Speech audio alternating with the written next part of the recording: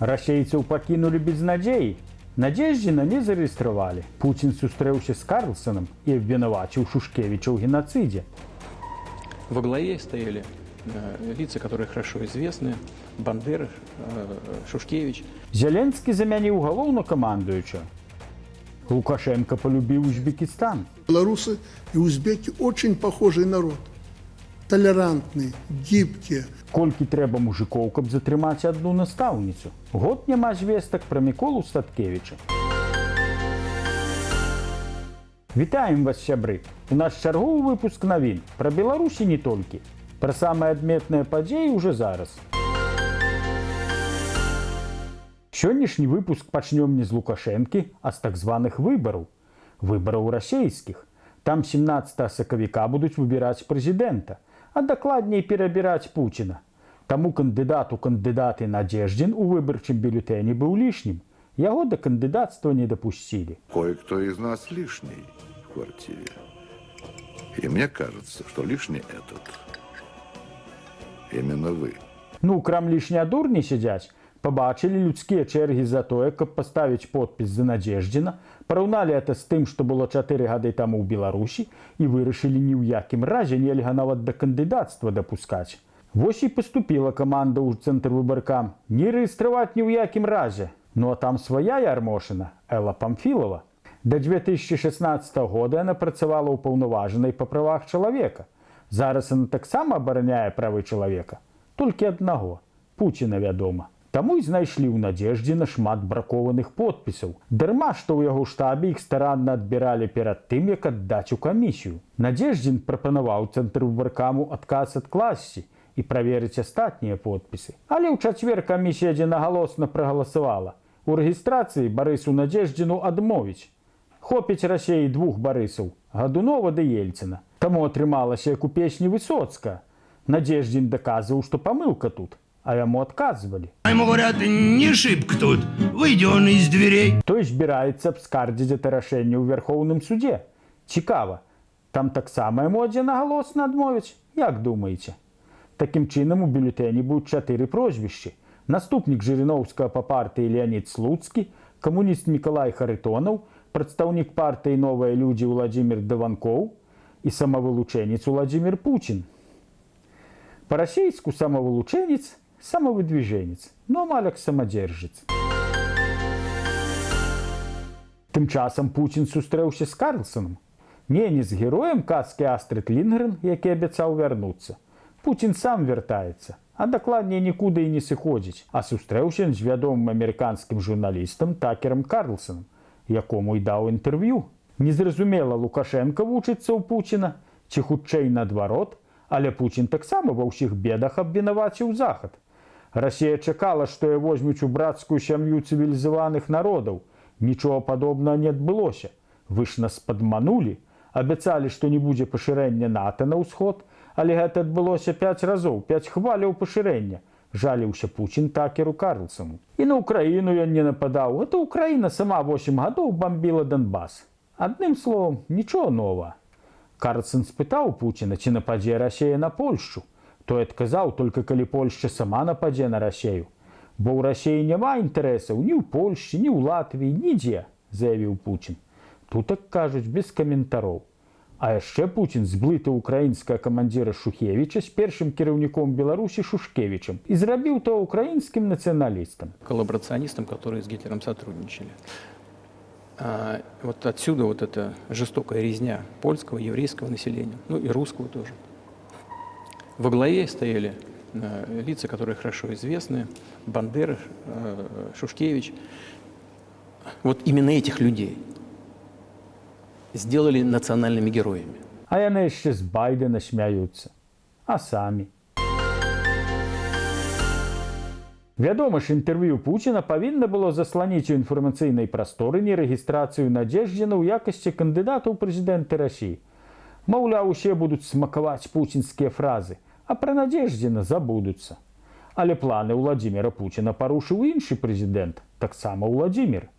Это прэзідэнт Украіны Владзімір Зеленскі, які ў гэты час адправіў у адстаўку галоўнакамандуючага ўзброенымі сіламі Украіны Валерыя Залужна. Зеленскі выказаў падзяку Залужнаму за 2 гады абароны, але пры гэтым паведаміў, што з сённяшняга дня да кіраўніцтва ўзброенымі сіламі ўкраіны прыступае новая кіраўнічая каманда. Новым галоўнакамандуючым стаў генерал-палкоўнік Александр Сырскі, які да гэтага прызначэння камандаў украінскімі сухапутнымі сіламі. Зеленскі адзначыў, што Сырскі мае паспяховы досвед абароны, правёў кіеўскую абарончую аперацыю.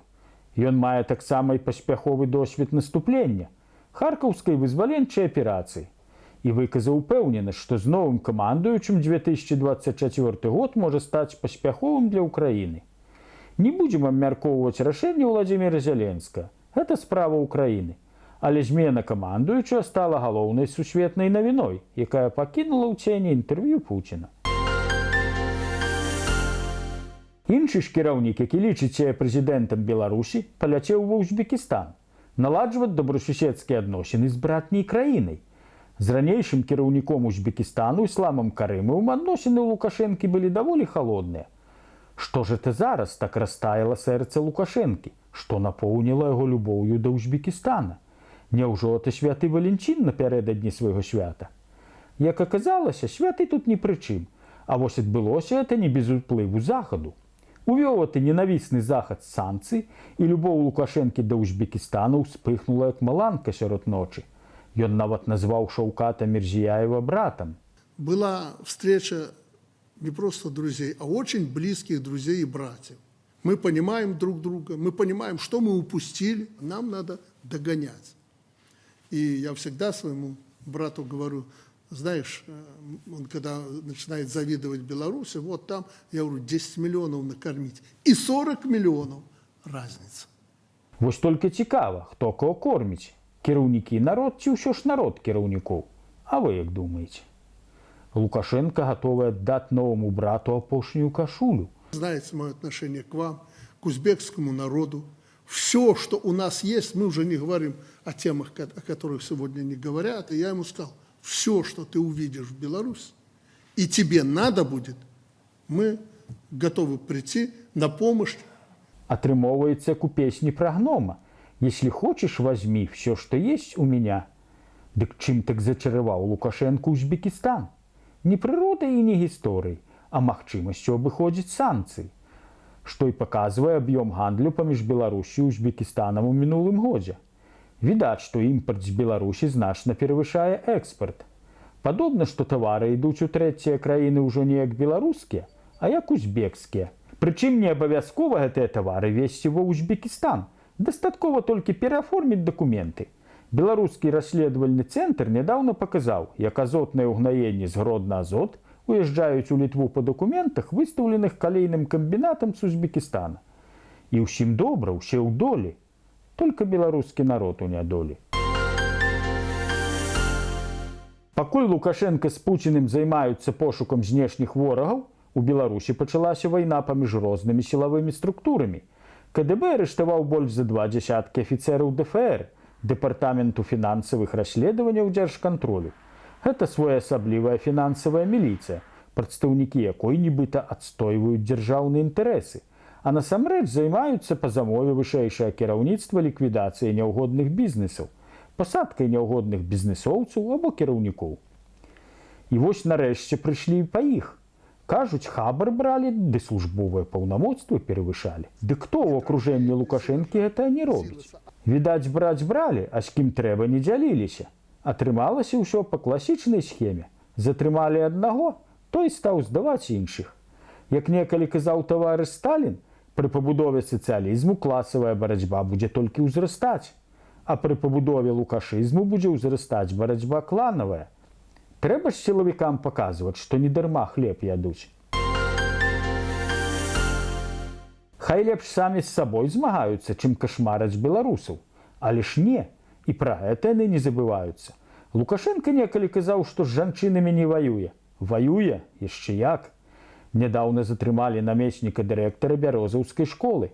Затрымалі за падпіскі на так званыя экстрэмісцкія каналы. Прычым, каб затрымаць жанчыну, спатрэбілася ажно 5 здаравенных узброеных да зубоў мужикоў. І не каб затрымаць дома, дык зрабілі это паказальна, на вачах школьнікаў. Што ў іхных галовах творыцца? Няўжо думаюць, што іх так больш любіць будуць? Ці думаюць так на страху і кіраваць далей? Нават сталінскія апрычнікі затрымлівалі людзей сярод ночы, каб ніхто не бачыў. А мёрзская суддзя Ірына Яскевіч за распаўсюд экстрэмізму ў аднакласніках аштрафавала на 1000 рублёў мёрзскую настаўніцу Вольгу Нарэйку. Дык што ж это за краіна, якой настаўнікі і ўрачы пагрозы ўяўляюць? У Расіі таксама змагаюцца з экстрэмізмам. І, відаць, спаборнічаюць з лукашэнкаўскімі карнымі органамі, хто больш давядзе сітуацыю да абсурду. У Расіі ў крамах «Летуаль» змагаюцца з экстрэмізмам з дапамогай маркераў. Маркерамі сталі замалёўваць грывы адзінарогаў, якія маюць колеры вясёлкі. Гэтыя адзінарогі змешчаныя на крэмах. Кіраўніцтва распарадзілася зрабіць гэта пасля таго, як супольнасць ЛГБТ прызналі экстрэмісцкай арганізацыяй. Прыгадваецца афарызм Станіслава Ежелеца. Я думаў, што я апусціўся на самае дно, але знізу пагрукалі. І напрыканцы сумная гадавіна. Сёння 9 лютага споўнілася год, як нічога не вядома пра Міколу Статкевіча. Апошнія звесткі пра яго з'яўляліся 9 лютага 2023 года. Нядаўна яго жонка Марына Адамовіч адбыла 15 сутак арышту. Міколу Статкевіча затрымалі 31 мая 2020 года за 2 месяцы да прэзідэнцкіх выбараў і праз 1,5 года асудзілі на 14 гадоў калоніі. Тэрмін Мікола Статкевіч адбывае ў глыбоцкай калоніі. Мяркуецца, што яго трымаюць у ПКТ, памяшканні камернага тыпу. На жаль, гэта не адзіны выпадак. Нічога не вядома і пра іншых вядомых палітвязняў. На гэтым у нас усё. Да наступнай сустрэчы. Падпісвайцеся на наш канал, каментуйце, стаўце лайкі або дызлайкі, дзяліцеся тым відэа з сябрамі. Вядома, калі вы знаходзіцеся ў бяспецы. Усяго найлепшае, нягледзячы ні на што. Жыве Беларусь! Слава Ўкраіне!